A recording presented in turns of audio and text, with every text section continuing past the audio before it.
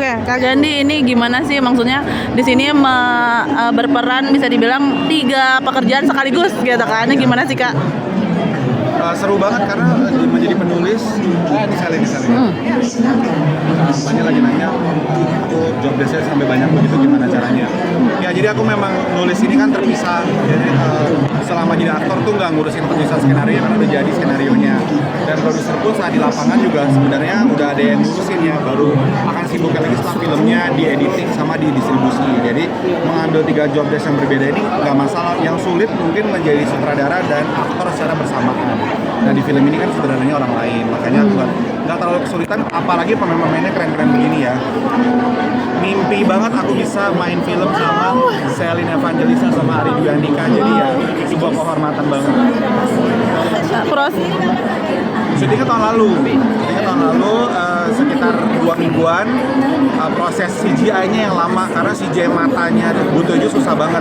Meskipun badannya itu praktikal, makeup, tapi mendapatkan mata yang pas banget itu yang susah. Soalnya kalau nggak jadi kayak Kamen Rider, jadi kayak Ultraman matanya gitu. Makanya itu lama banget bikinnya. Dan kita memang ngantri tanggal tayang dan baru dapat dari XX1-nya dari bioskop di tanggal 15 Januari 2026. Nah, tapi bagus ya karena awal tahun nih gitu dan juga libur Isra Miraj. Jadi kita beruntung banget ya. Tapi untuk pemilihan pemain sendiri dan akhirnya jatuhlah ke Kak Celine, Kak Dwi Andika sendiri seperti apa? Kalau untuk pemilihan pemain dari dulu aku ngefans banget sama Celine Evangelista. Aku pengen banget bikin film dan bisa berakting bersama Celine Evangelista. Jadi memang film ini dari awal aku sudah bilang sama manajernya Mas Celine, Mas Agung namanya, dan aku udah bilang, Mas, aku mau bikin film yang main harus dan wajib Celine Evangelista. Dan akhirnya Mas Agung mempertemukan aku sama Celine dan akhirnya kesampaian deh. Satu kehormatan juga dong buat saya ini bisa berperan sama Kak Gandhi, karena Kak Gandhi ini kita tahu ya dia multitasking, multitalenta, segalanya dia bisa. Dan sebenarnya sebelum ini juga banyak konsultasi, saya banyak nanya-nanya juga ke Kak Gandhi, Kak, kamu tuh gimana sih suka dukanya bikin film, gimana sih kamu bikin cerita sendiri dengan ide-ide.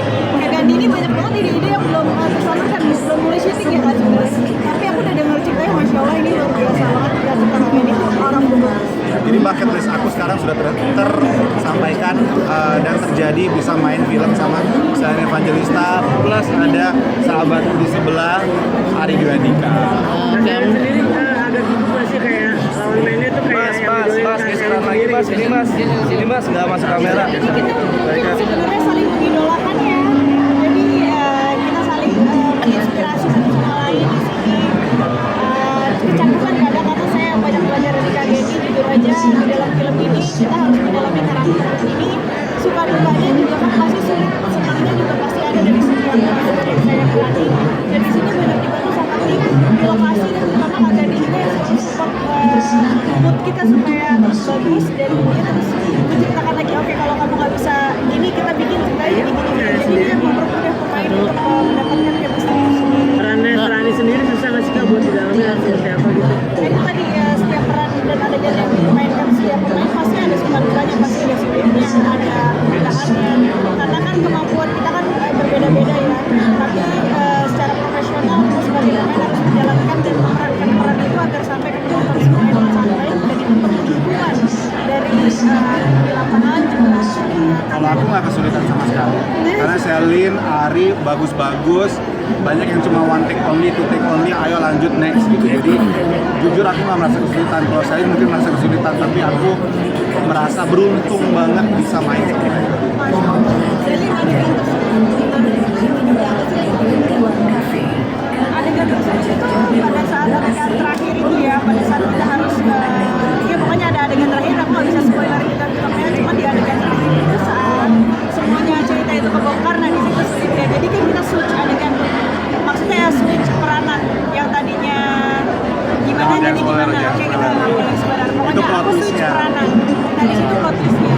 Dan di awal sih kalau aku ngeliatnya Celine sulitnya di awal, sama Terutama ini yang adegan ini loh Sel, adegan flashback yang kita panjang banget scene-nya tuh dari ujung ke ujung. Itu scene-nya Selin sama scene-nya Ari plus scene yang aku melihat mereka sebagai sepasang suami istri dan aku melihat mereka di alam memori gitu.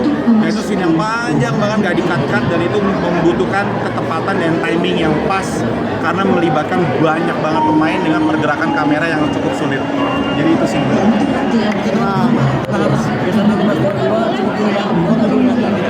Iya, relate sih dengan film yang ada sekarang ini ya.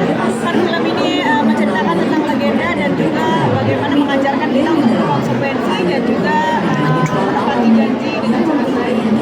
Bagian dari pekerjaan adalah pekerjaan yang sudah ada dari sebelum saya memilih penampilan seperti sekarang. Dan ini adalah konsekuensi dan juga tanggung jawab yang harus dimiliki. Ya, itu yang aku suka dari Selin, saya orang profesional banget. Jadi ya makanya aku nggak akan pernah bosan untuk bisa bekerja sama Selin lagi ke depannya.